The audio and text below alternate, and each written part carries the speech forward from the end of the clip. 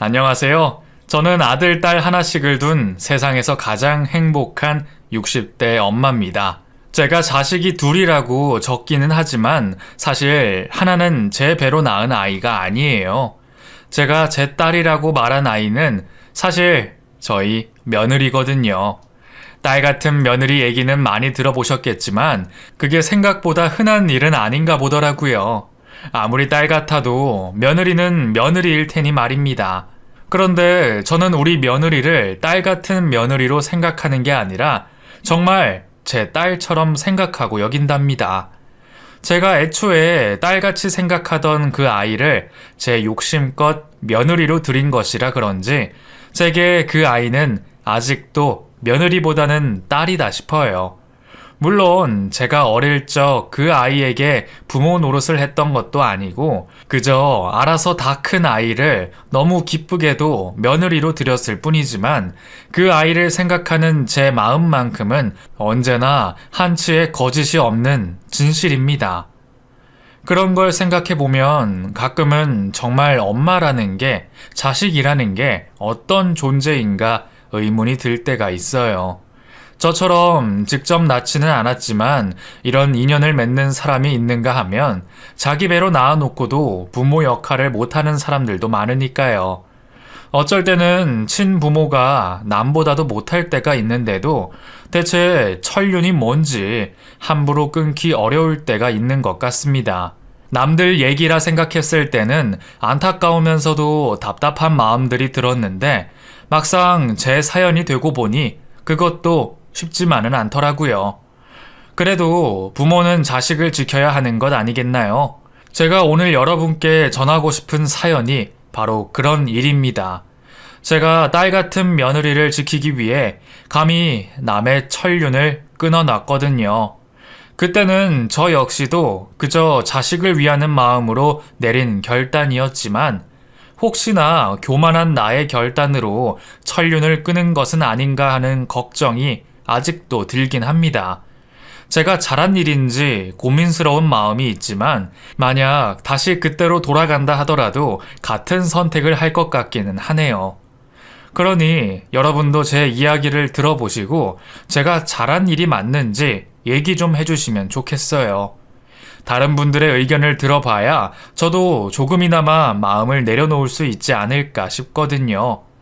이 이야기를 하려면 오래전 일부터 이야기를 시작해야겠네요. 저는 고등학교에서 아이들을 가르치는 일을 했습니다. 지금은 그저 손주들 돌봐주는 할머니일 뿐이지만 예전에는 30년 넘게 교편을 잡았던 학교 교사였었죠. 20대 시절 아무것도 모르던 초임 교사부터 시작을 해서 30년이 넘는 세월 동안 여러 아이들을 제 손으로 가르쳐 왔습니다. 물론 그때나 지금이나 나쁜 교사들도 있겠지만 적어도 저는 아이들에게 좋은 선생님이 되어주고 싶었어요. 사람 사는 게 다 비슷하고 매년 올라오는 아이들도 다 비슷하고 모든 아이들에게 공평하게 관심을 가지려 노력하지만 저도 사람인지라 그 중에서도 유독 눈에 띄는 아이들이 있기 마련입니다. 그 아이도 그런 아이였어요.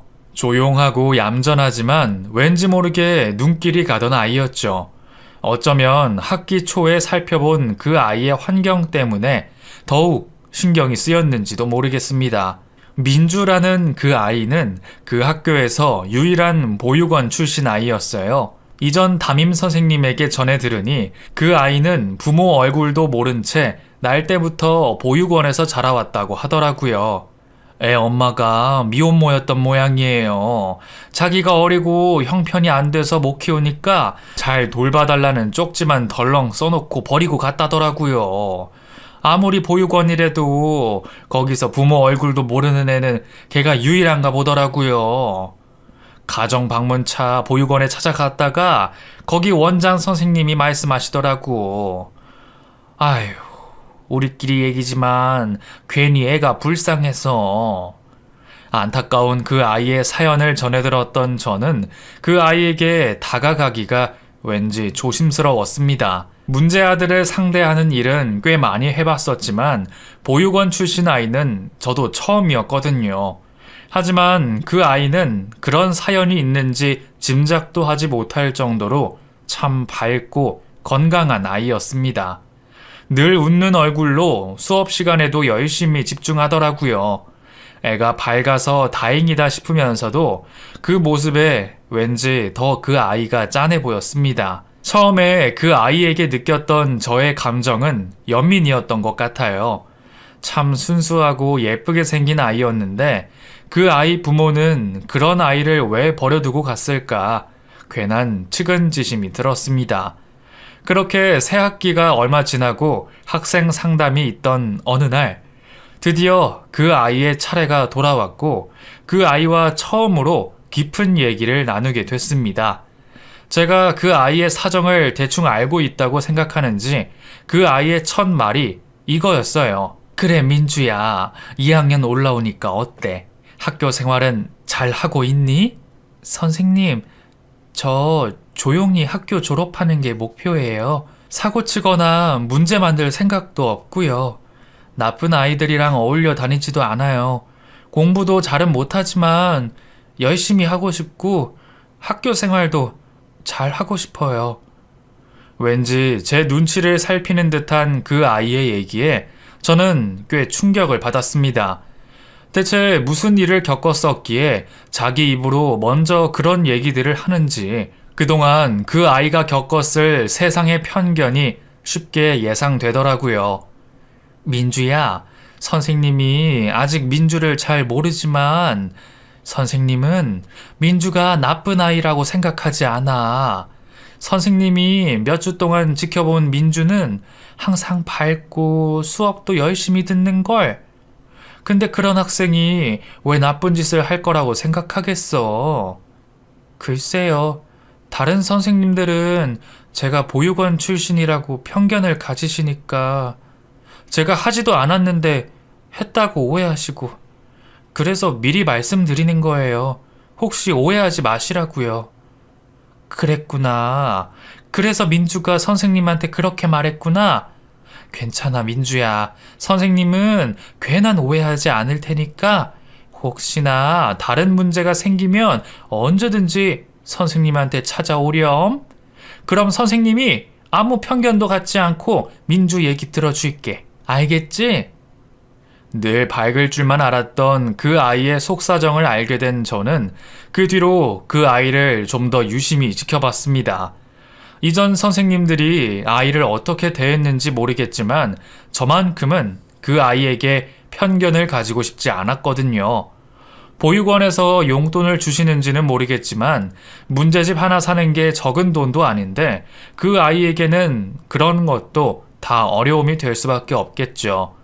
교사라 문제집이 많이 생기기도 하고 저는 다른 교사들에게 문제집을 얻어 민주에게 건넸습니다.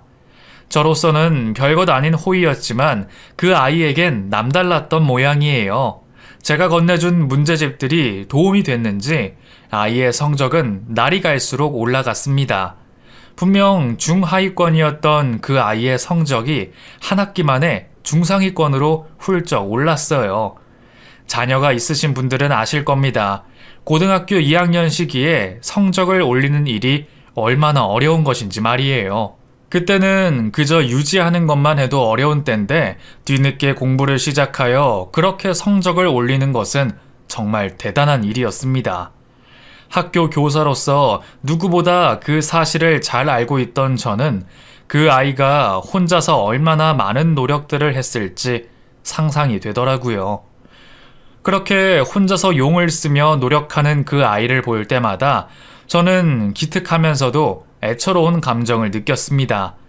부모의 든든한 지원 아래 따뜻한 집에서 마음 편히 공부하는 아이들도 그렇게 하기가 힘들 텐데 보육원에서 다른 동생들 챙기면서 공부할 시간도 별로 없다는 그 아이가 얼마나 대단한 노력을 한 건가 싶어서 저라도 그 노력에 보상을 주고 싶었습니다. 담임 교사로서 한 아이만 편애하면 안 되는 법이지만 다른 아이는 다들 가정이 있기에 보육원에서도 다 큰 아이라 관심받지 못하는 그 아이만큼은 나라도 챙겨야겠다는 생각이 들더군요. 그래서 방학 때 따로 불러서 밥도 사주고 같이 공연도 보러 다녔습니다. 민주도 저와 있는 시간을 참 좋아했지만 저도 그 아이와 함께 있는 시간들이 참 좋았어요.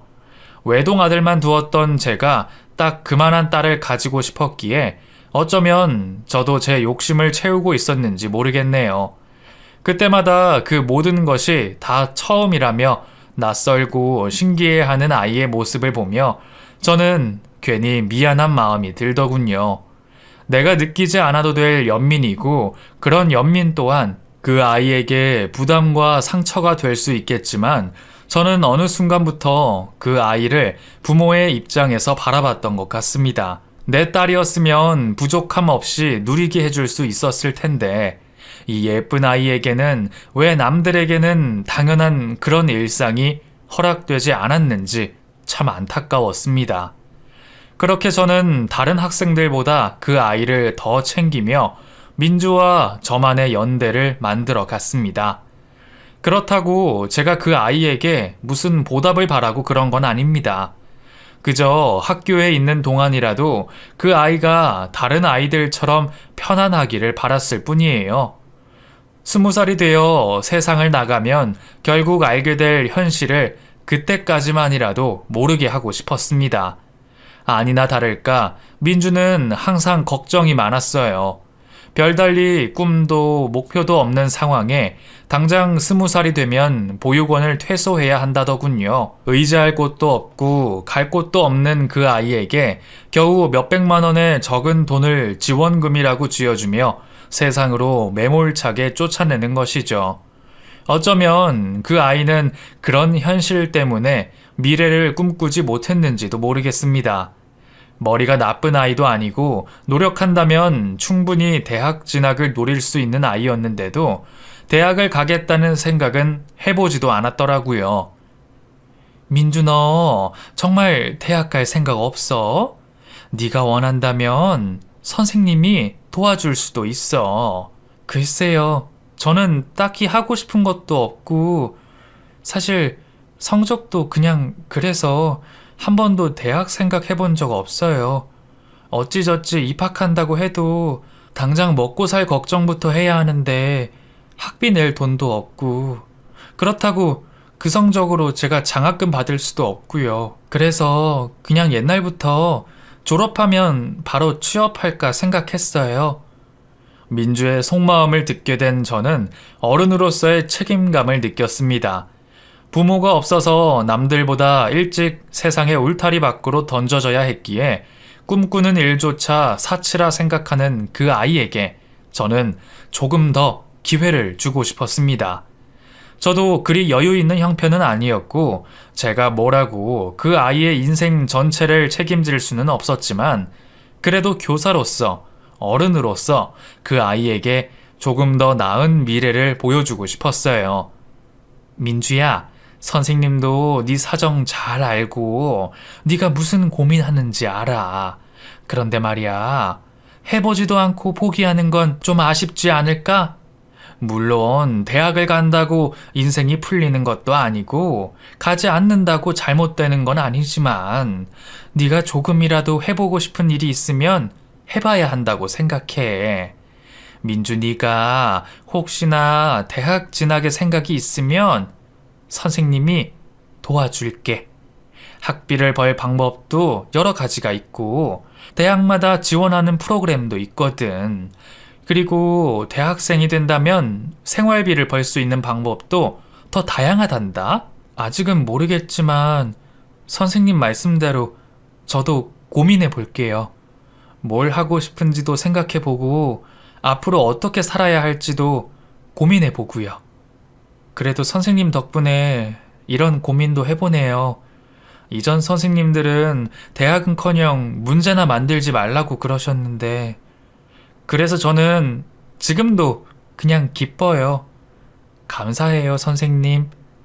민주는 내심 대학 진학에 관심이 있었는지 제가 도와주겠다는 말에 활짝 웃더군요. 아직 꿈도 길도 모르지만 제 도움을 받고 싶다고 말이에요. 물론 제가 할 수 있는 일은 거기까지였죠. 뭘 하려 해도 그 아이의 의지가 있어야 했으니 저는 그저 민주의 결정을 기다리는 수밖에 없었습니다. 아이가 고민을 계속하는 순간에도 그 아이는 노력을 멈추지 않았어요. 저는 그저 남는 문제집만 전해줄 뿐인데도 그 아이는 그걸 몇 번이고 풀어봤는지 그만큼 열심히 노력해서 혼자 성적을 올렸습니다. 솔직히 말하면 학원 한번 다닌 적 없으면서 그렇게 열심히 하는 그 아이가 존경스러울 정도였어요. 그렇게 열심히 하는 것을 제가 두 눈으로 봤기에 더더욱 그 아이가 아까울 수밖에 없었습니다. 조금이라도 꿈을 가지기를 바랄 수밖에 없었죠. 그러는 사이 2학기가 모두 지났고 그 아이와 저는 곧 이별을 앞두고 있었습니다. 그 학교는 3학년이 되면 취업반과 대학 진학반으로 나뉘기 때문에 내년에도 제가 그 아이의 담임을 할 수 있을지 알 길이 없었거든요. 그런데 종업식을 하던 2학년 마지막 날, 모든 학생이 떠나고 민주는 남아 있었습니다. 그리고 제게 조심스럽게 말을 꺼냈죠. 선생님, 저 염치 없지만 해보고 싶어요. 대학도 가고 싶고 지금보다 더 나은 사람이 되고 싶어요. 선생님이 좀 도와주실 수 있을까요? 그럼 당연하지. 선생님은 민주 네가 무슨 선택을 하더라도 어떻게든 도와줄 거야. 너같이 의지가 있고 열심히 하는 애를 돕지 않으면 누구를 돕겠니? 그래서 목표는 정한 거니?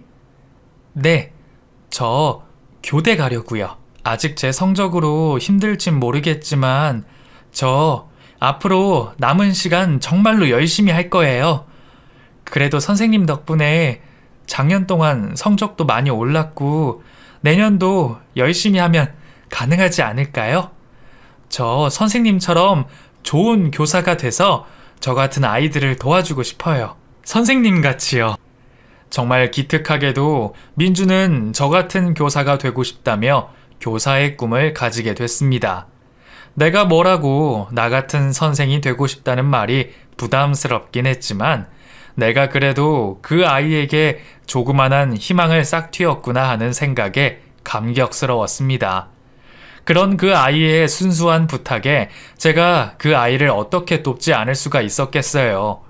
그날 이후로 저는 민주를 저희 반으로 배정했고 또다시 한 학년을 같이 하게 됐습니다. 그리고 고등학교 3학년이 된 민주는 더욱 열심히 학교 생활을 했어요. 그렇게 시간이 흘러 어느새 수능날이 됐고 저는 민주의 도시락을 쌌습니다.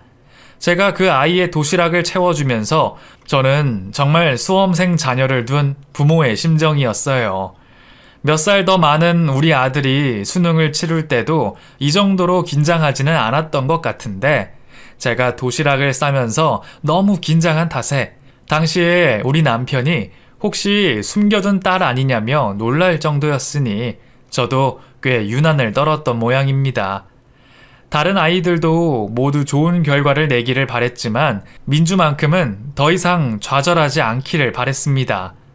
다른 아이들은 앞으로 인생에서 실패를 하더라도 보듬어줄 부모님이 계시지만 민주에게는 저 말고는 아무도 없잖아요. 그마저도 저는 학교를 졸업하면 잊혀질 선생님이기에 저는 그 아이에게 더 이상 시련이 없기를 빌어주는 수밖에 없었네요. 하지만 노력은 보상을 받기 마련인지 누구보다 열악한 환경에서 누구보다 열심히 노력했던 그 아이는 결국 원하던 바를 얻을 수 있게 됐네요. 수능까지 잘 본 덕분에 그토록 바라던 교대에 입학할 수 있었거든요. 민주의 합격 소식을 듣던 날 저희는 정말 모녀처럼 끌어안고 기뻐했습니다. 민주가 그 기쁨을 나눌 사람이 저 말고는 없었으니 제가 누구보다도 축하해 줄 수밖에 없었죠. 그렇게 그 아이의 입학금을 제가 내주며 민주는 새로운 삶을 시작하게 됐습니다. 제게는 얼마 안 되는 그 입학금을 건네받으면서도 그 아이는 어쩔 줄 몰라 했어요. 자기가 뭐라고 이런 큰 도움을 받을 수 있냐며 끝까지 제게 보답하겠다 말하더군요.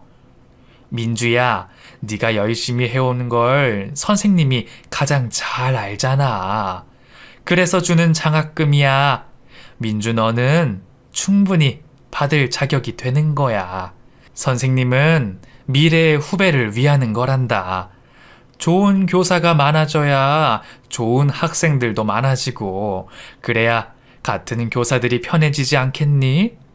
그러니까 고맙거나 미안해 할 필요 없고, 민주 너도 나중에 다른 학생들에게 돌려주면 돼.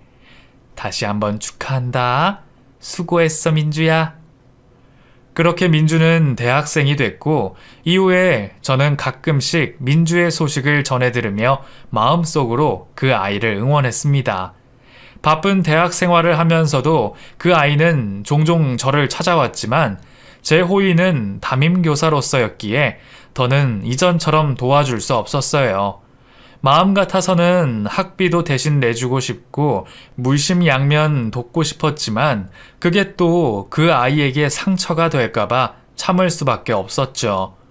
그래도 다행인 것은 아이가 학교 생활에 적응을 잘한 덕분에 성적 장학금도 받고 생활비도 벌며 학교 생활을 잘 이어가고 있었다는 것입니다. 그렇게 민주와는 종종 연락을 주고받으며 좋은 인연을 이어갔습니다. 하지만 민주도 졸업을 하고 세상에 나가면 결국 살기 바빠질 거고 언젠가는 끊기게 될 그 인연이 그렇게 아쉽더라고요. 제 욕심 같아서는 하나 있는 우리 아들이랑 엮어서 며느리로 데리고 오고 싶은 생각까지 있었어요. 그런데 그것도 다 제 욕심이지 민주 입장에서는 그런 말이 얼마나 부담스럽겠어요. 은사님은 은사님으로 남아주는 것이 가장 큰 도움이겠죠. 그런데 얼마 뒤에 아주 놀라운 일이 벌어졌지 뭐예요. 민주보다 3살 많은 우리 아들이 군대에 다녀오고 얼마 지나지 않아서 여자친구가 생겼다고 그러더라고요. 지 아빠를 닮았는지 여자한테는 별 관심이 없는 것 같더니 언제 또 여자친구가 생겼나 놀랍더라고요. 같은 학교는 아니고 외부 봉사 동아리에서 만난 친구라기에 애들이 잘 만났겠구나 생각을 했는데 얼마 지나지 않아서 아들이 자기 여자친구를 소개시키고 싶다 그러는 겁니다. 결혼할 사이도 아닌데 부담스럽게 괜히 왜 그러는지 우리 아들이 연애를 몇 번 못 해봐서 뭘 몰라서 저러나 보다 생각을 했죠. 그런데 나를 만나자는 게 아들이 아니라 그 여자친구더군요. 아니, 니들끼리 잘 만나면 되지. 왜 엄마를 보자고 그래? 그냥 교제하는데 부모님 허락 받고 싶대. 아빠는 바쁘니까 안 되고 엄마라도 만나줘. 엄마도 내 여자친구 궁금하다며. 처음에는 대체 무슨 연유인지 궁금하더라고요. 나한테 무슨 할 말이라도 있는지 아니면 애들이 벌써 결혼할 생각인 건지 싶었습니다. 어쨌든 만나고 싶다는 말에 저는 아들의 여자친구를 만나기로 했습니다. 그런데 아무 생각 없이 그 자리에 나갔던 저는 너무 놀라고 말았네요. 우리 아들의 여자친구가 민주였더라고요. 3사람 다 너무 놀라서 누가 먼저 말을 꺼낼 수도 없었어요. 다들 모르고 있었나 본데 어떻게 이런 인연이 있는지 민주랑 저랑 정말 예사 인연이 아니다 싶었습니다. 알고 보니 민주가 남자친구 부모님을 만나고 싶었던 이유가 있었더라고요. 자기가 고아라는 것 때문에 부모님이 싫어하실까 염려가 됐다네요. 다른 집 부모들은 걱정이 될지 모르겠지만 저는 오히려 좋았죠. 어쩜 2사람이 이렇게 인연이 됐는지 신기하고 감탄스러울 뿐이었어요. 민주도 선생님 아들이라 마음이 놓인다며 그 뒤로도 2 아이는 예쁜 인연을 이어나갔습니다. 어쩌면 며느리가 될지도 모르는데 아들의 여자친구라면 이미 한 가족인 것 아니겠어요? 2 아이가 연인이 되니 저도 민주를 챙길 구실이 생기더라고요. 그렇게 민주는 무사히 교사가 됐고 제 아들도 어엿한 직장인이 됐습니다. 그리고 대학 시절부터 그렇게 같이 봉사 다니며 예쁘게 만나던 아이들은 어느새 결혼까지 약속하게 됐습니다. 아이들이 결혼을 약속한 뒤 저는 민주를 따로 만나 말을 전했습니다. 민주야, 늘 내 딸처럼 생각했던 네가 정말 우리 가족이 된다니 아직도 믿어지지가 않는구나.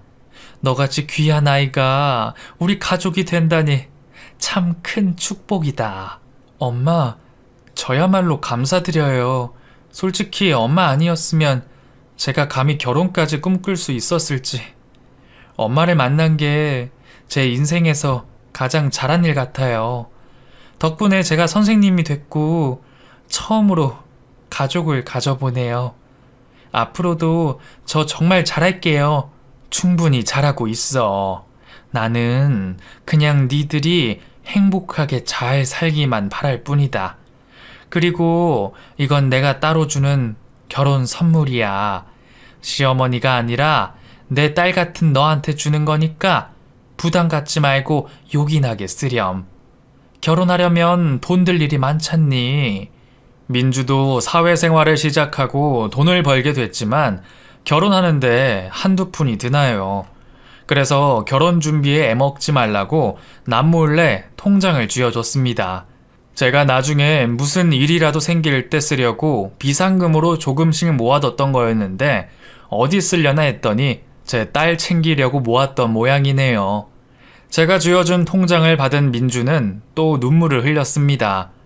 애가 마음이 이렇게 약해서 어떻게 사회생활을 하련지 저는 그게 항상 걱정이 되더라고요.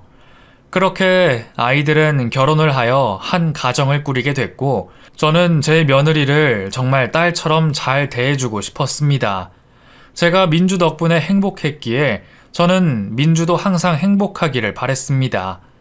애들이 결혼한 뒤로는 정말로 가족이 됐기에 제가 부모의 빈자리를 채워주고 싶었지만 제가 아무리 잘한들 친부모만큼은 되지 않을 거라 생각했어요. 한 번도 본 적이 없으니 얼마나 더 그리울까 싶어서 저는 차마 민주의 속마음을 헤아릴 수조차 없었습니다. 한 번쯤은 친부모를 보고 싶다는 민주의 얘기에 저도 정말 그런 날이 왔으면 싶었네요. 그런데 사람 일은 정말 모르는 거더라고요. 우리 민주가 복을 타고났는지 정말 바라는 대로 다 이루어지는 것이죠. 결혼하고 몇 년이 지났을까요? 제가 손주 소식을 들었던 어느 날 민주의 친모가 나타났습니다. 어떻게 알고 찾았는지 학교로 찾아왔다는 얘기에 저도 너무 놀랐었네요. 그토록 바라던 친모를 찾았다는 소식에 저희 가족도 모두 기뻐했습니다. 기다리던 사돈이었으니 당장에 만나고 싶다고 전했지만 웬일인지 그쪽에서는 차일피일 미루기 바쁘더군요. 사정이 있을 거라 생각했습니다. 어렵게 찾은 딸과의 재회에도 바쁘겠다 싶었죠. 그런데 친엄마를 찾고서 밝아야 할 민주의 표정이 날이 갈수록 어둡더라고요. 뱃속에 아이도 있는데 왜 자꾸 낯빛이 어두운지 저는 걱정이 심해졌습니다. 무슨 일이냐 묻는 제 물음에도 민주는 별일 아니라며 말을 아꼈어요. 하기사 임신한 몸으로 일하는 것도 힘들 거고 아이 낳기 전에는 고민이 많은 법이죠. 저는 그래도 친정 엄마가 생겨서 그나마 다행이라 생각했죠. 민주도 부모가 되기 전에 친정 엄마를 찾아서 기쁘다고 했으니까요. 그런데 사돈은 아직 바쁘시다니? 그래도 시간을 한번 내주시면 좋을 텐데. 어차피 아이 낳으면 봐야 할 텐데. 그때 가면 다들 정신 없어서 제대로 대화를 나누기도 어렵지 않니? 어머니는 우리가 궁금하지 않으시다니? 어머니가 사정이 있으셔서요. 저도 자세한 일은 모르지만 상황이 해결되면 만나 뵙겠다 하시네요. 저도 몇 번 못 뵈서 잘 몰라요. 죄송해요, 엄마. 그게 왜 네가 죄송할 일이니? 내가 괜히 너한테 부담 줬나 보다. 나는 별뜻 아니고 그냥 너무 뵙고 싶어서 그런 거야. 괜찮아. 신경 쓰지 마라. 앞으로 한참 볼 일이 많겠지. 친엄마를 찾고서 누구보다 기뻐야 할 민주는 왜인지 사돈 얘기를 꺼낼 때마다 난감해하는 표정이었습니다. 그러면서도 제게 자세한 사정은 말하지 못했죠. 그런데 그 뒤로 몇 달이 지났을까요? 민주가 갑자기 제게 찾아와 더는 못 살겠다며 하소연을 하는 겁니다. 그제서야 저는 뭔가 단단히 잘못됐다는 것을 알게 됐습니다. 엄마, 저 좀 살려주세요. 더는 못 견디겠어요. 애가 살려달라는 말에 저는 심장이 덜컥 내려앉더군요. 속 깊은 그 애가 뒤늦게서야 고백한 그 사정에 저는 경악을 금치 못했습니다. 뒤늦게서야 친모가 나타났다기에 피치 못할 사연이 있을 거라는 것은 예상했지만 정말 상상 이상이었어요. 딸이 보고 싶어서 찾아왔을 거라는 저의 당연한 생각은 모두 틀렸습니다. 그 여자는 자기 자식이 보고 싶어서 찾아온 게 아니었던 모양이에요. 처음 학교에 찾아와 자기가 친모라며 주장하던 그날도 몇십 년 만에 처음 본 자기 딸에게 돈 좀 없냐며 물었답니다. 딸을 내버린 사정을 말하기도 전에 돈 얘기부터 꺼내니 민주도 참 당황스러웠을 거예요.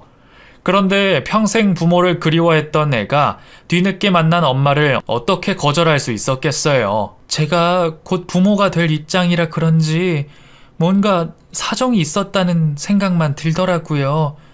엄마가 절대로 나를 그냥 버렸을 리 없다고, 그렇게 찾아온 것도 다 이유가 있을 거라 생각했어요. 그리고 무엇보다 너무 오래 그리워한 엄마가 생겼다는 사실이 그냥 그립기만 했어요.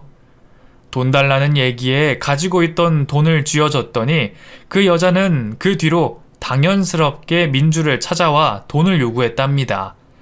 교사벌이가 뭐 얼마나 대단하다고 몇백을 턱턱 내놓으라 얘기하니 민주가 얼마나 당황스러웠겠어요. 하지만 누구보다 착한 민주가 온갖 사정을 거들먹거리며 불쌍한 척 동정을 사는 친모를 거부할 수 없었을 겁니다. 그러면서도 돈만 받아가기 바쁘지 사돈이라는 우리를 만날 생각도 없고 민주와 잘 지내보고 싶은 생각도 없는 듯 했습니다. 엄마라는 사람이 절 버리고 가서 가정을 꾸렸었더라고요. 아들이랑 남편도 있었대요. 무슨 이유인지 오래전에 이혼하고 여기저기 떠돌아다니면서 살았다더라고요.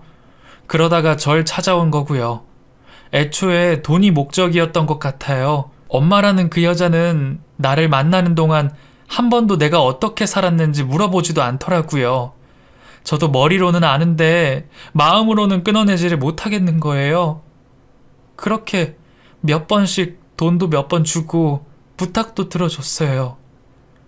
그런 일이 있으면 엄마한테 말을 했었어야지. 세상에, 민주야, 그동안 너 혼자서 어떻게 그걸 다 견뎠니? 그래도 그런 건 다 참을 수 있었어요. 돈이야 내가 주고 싶어서 주는 거고 이거 저거 해달라는 것도 그냥 들어줄 수 있어요. 그런데 그걸로 부족한 건지 자꾸 저한테 시댁이랑 인연을 끊으라고 그러는 거예요. 그래서 제가 우리 가족들이 나한테 얼마나 잘해줬는지 다 설명했는데 그게 다 자기들 생각해서 그러는 거라고, 피도 안 섞였는데 어떻게 진짜 가족이겠냐면서 나한테는 자기가 진짜 가족이래요.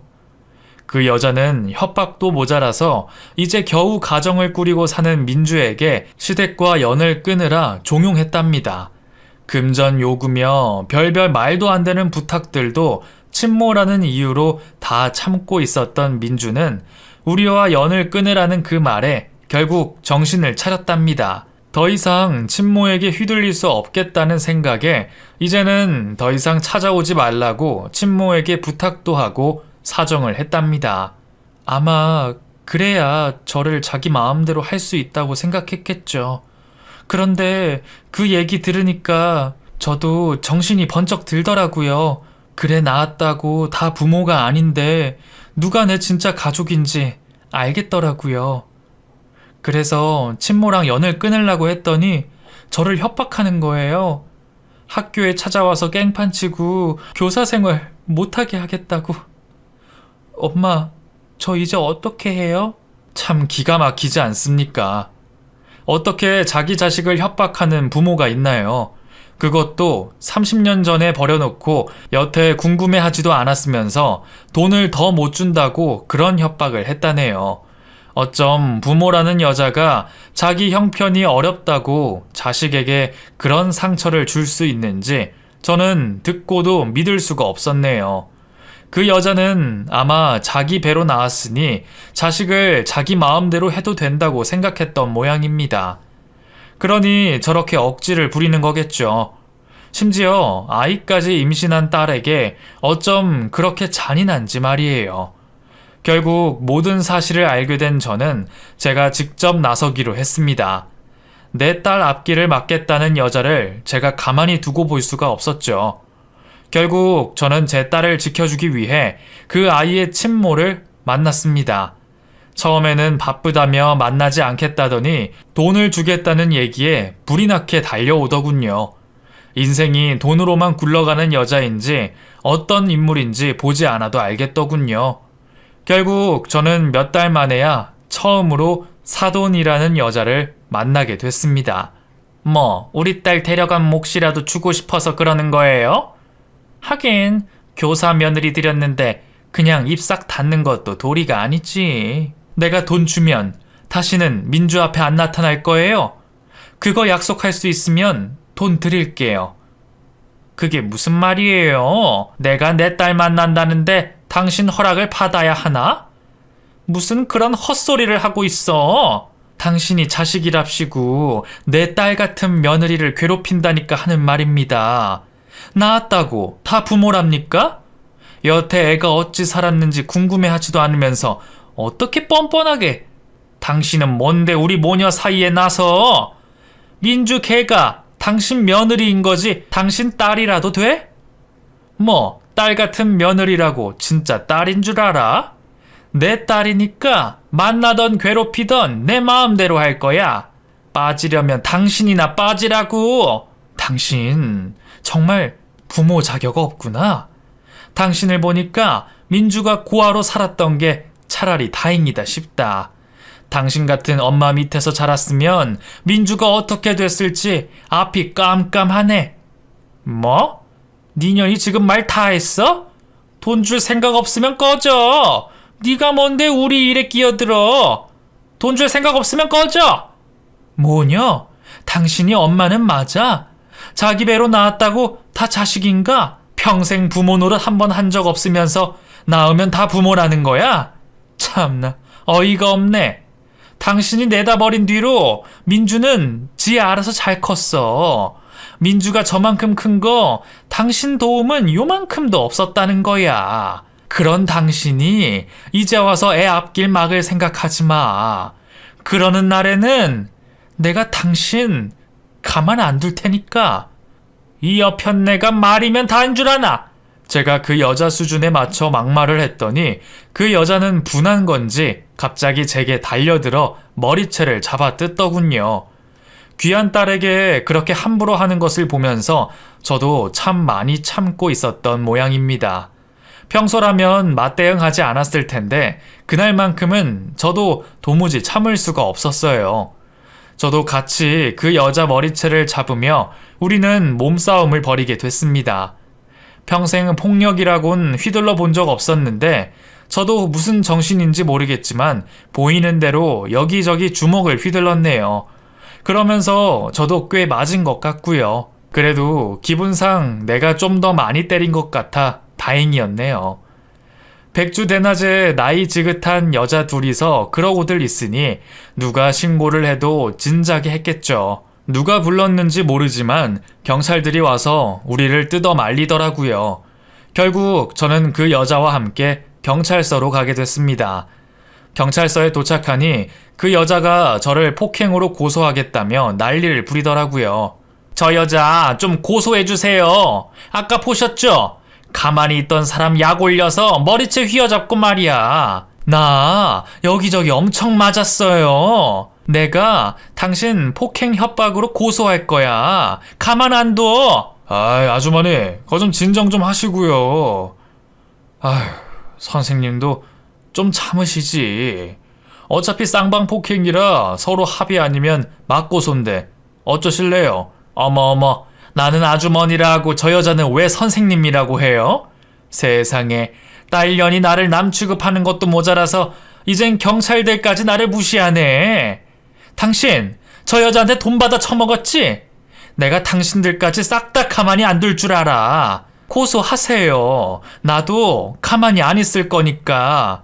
경찰 선생님, 저야말로 오늘 고소를 좀 해야겠어요. 저기 저 여자가 남의 집에 무단 침입하고 도둑질에 협박 공갈로 금품갈취까지 했거든요. 그리고 남의 직장에 찾아와서 협박하는 것도 죄가 된다죠. 그것 증거도 챙겨왔으니까 오늘 이 자리에서 고소장 좀 접수해 주세요.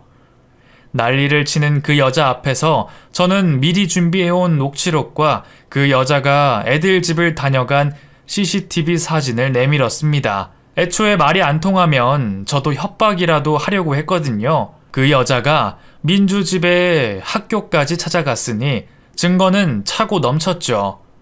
뭐라고? 무단 침입? 내가 자식 집에 들어가는데 그게 어떻게 무단 침입이야? 그리고 내 딸 물건 좀 가져온 게 무슨 도둑질이야? 그런데도 그 여자는 내가 법적으로 알아보지도 않았을 거라 생각했는지 입만 살아서 더 난리를 부리더군요. 아주머니, 일단 조용히 좀 하세요. 얘기 들어보니까 딸이랑 연락도 안 하고 지내셨다면서요. 몇십 년 만에 찾아와서 그게 협박이 아니면 뭡니까? 친족 간에도 함부로 그러시면 안 돼요. 그리고 아주머니도 같이 때리셨잖아요. 어차피 쌍방폭행이잖아요. 아주머니도 똑같이 잘못하신 거지. 게다가 아주머니는 전과도 있으시구만. 이러면 누가 더 불리할 줄은 아시죠? 아휴, 지금 이래저래 그쪽이 불리한 상황인데 저 선생님이 고소하시면 방법 없어요.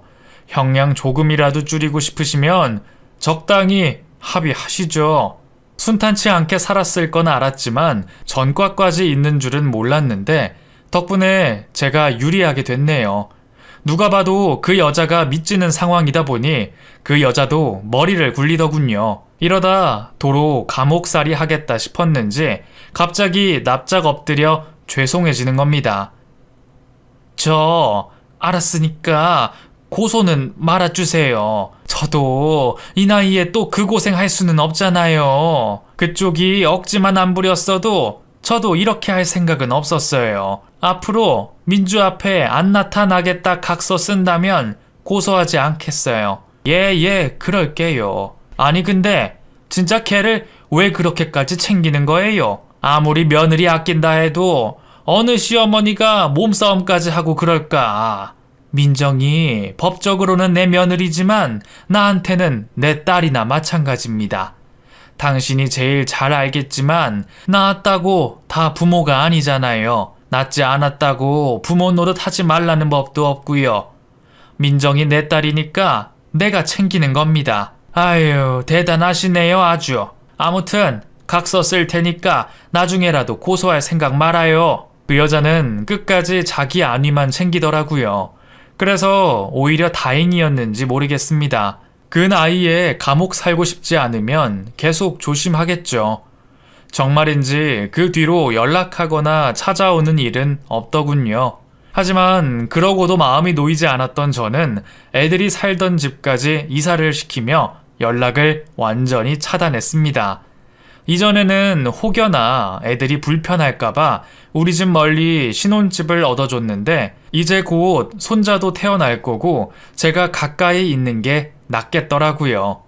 그 뒤로는 다시 평화가 찾아왔습니다. 물론 한 번 겪은 상처가 쉽게 잊히지는 않겠지만 그래도 가족들 사랑받으면서 금방 회복할 거라 생각해요. 그렇게 다시 안정을 찾은 민주는 얼마 뒤 예쁜 아들을 낳았고 저는 행복한 할머니가 됐네요. 덕분에 저는 요즘 아이들 대신 손주를 돌보며 노후를 보내고 있답니다. 어린 그 아이가 너무 예쁘지만 그래도 저는 여전히 며느리가 딸 같아서 더 예쁩니다. 이렇게 예쁜 딸아이를 제가 그 여자에게서 뺏었다고 생각하니 어쩌면 그래서 더 고민인지도 모르겠어요. 그래도 저는 아이들이 무사할 수만 있다면 뭐든 하겠다 싶네요. 그래도 앞으로는 다시는 이런 일이 생기지 않기를 바라며 앞으로는 가족에게 행복만 있기를 바라봅니다.